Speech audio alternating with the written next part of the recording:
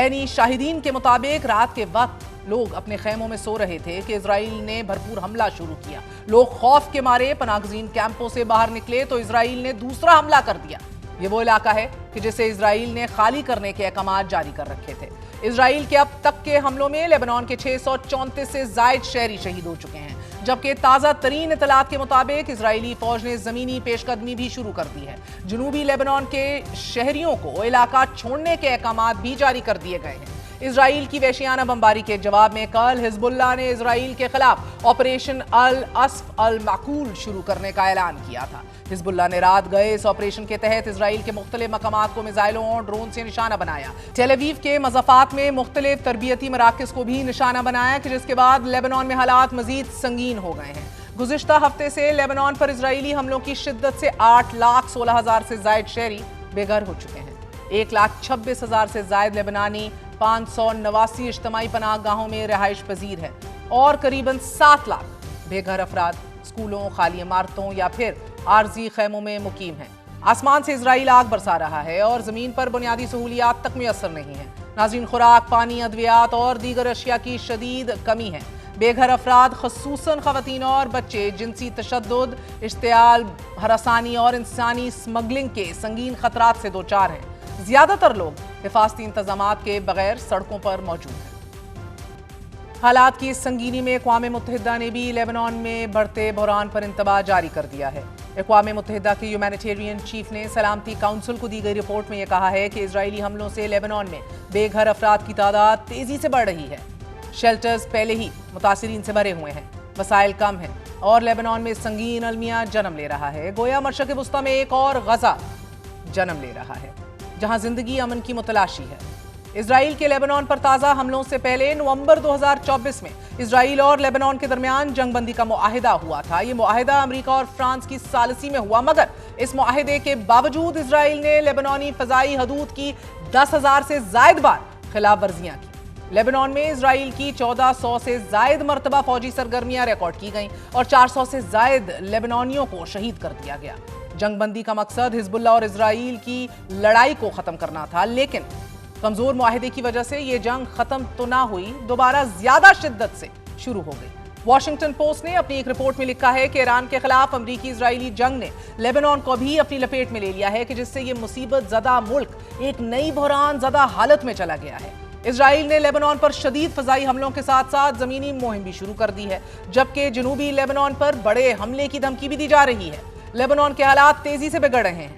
ساتھ ہی ساتھ اسرائیل نے رات گئے تہران میں بسیج کا اڈا تباہ کر دیا ہے۔ 4 مختلف اضلاع میں اسرائیل کے حملوں میں بڑی تعداد میں عام شہریوں کی شہادتوں کی اطلاعات موصول ہو رہی ہیں۔ تہران میں چیک پوائنٹس اور سیکیورٹی مقامات پر اسرائیلی ڈرون حملوں میں کئی شہری شہید ہو چکے ہیں۔ فارس نیوز کے مطابق رات کے اسرائیلی حملوں میں کم از کم 10 افراد نے جام شہادت نوش کیا ہے۔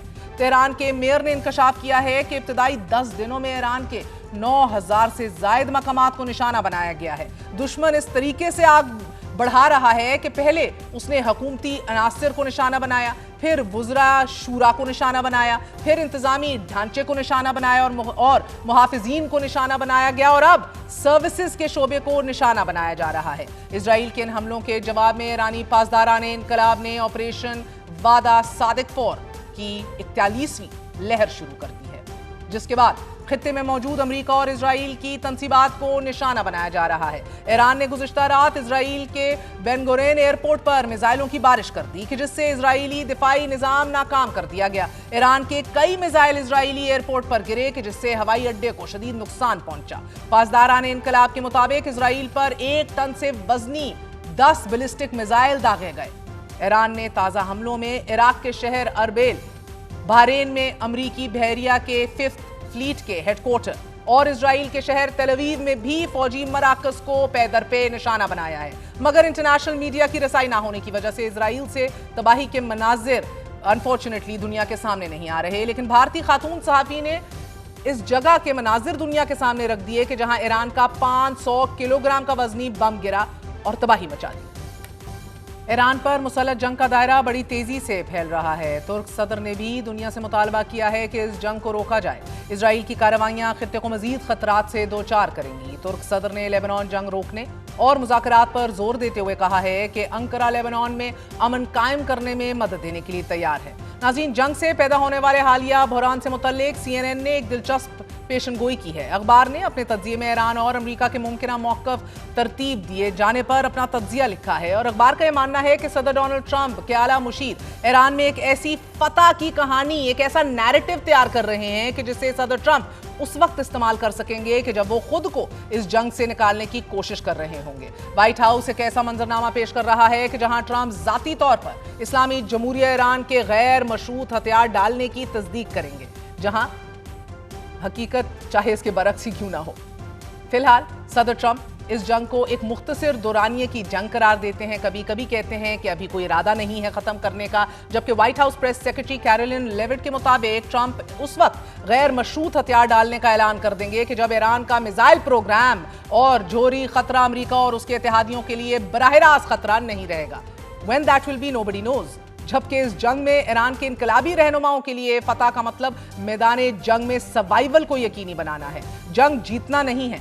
ईरान चाहता है कि वो फौजी लिहाज से अमेरिका का मुकाबला ना भी कर सके, लेकिन इसलिए ईरान की हिकमत अमली और स्ट्रैटेजी अमरीकी अवाम के सब्र को आजमाना और जंग को तवील खींचना है ताकि अमरीका खुद पीछे हट जाए। अमरीका अपनी जदीद टेक्नोलॉजी, फ़ज़ाई कुव्वत और स्पेशल फोर्सेस के जरिए ईरान के इंफ्रास्ट्रक्चर को तबाह कर रहा है। वजीर दिफा पीट हेग्सेथ का कहना है कि ये बुश या फिर ओबामा दौर की तरह ना खत्म होने वाली जंग नहीं है, बल्कि ये दुश्मन को कुचलने की एक भरपूर फौजी कार्रवाई है। जबकि ईरान एसिमेट्रिक वॉरफेयर का सहारा ले रहा है। अब नाए हुर्मज में बारूदी सुरंगें बिछाना, आलमी सतह पर अमरीकी एदाब पर हमले करना और ड्रोन टेक्नोलॉजी का इस्तेमाल करना ईरान की हिकमत अमली का हिस्सा है। वाज़े रहे, Iran asymmetric approach is best understood as an effective survival and leverage mechanism, और इसकी वजह से भरपूर जिसे आप कहते हैं कामयाबियां भी ईरान को हासिल हो रही हैं। एक बहुत महंगी शैडो वॉर ईरान जो है वो अभी अमेरिका और इजराइल पे मुसल्लत किए हुए है,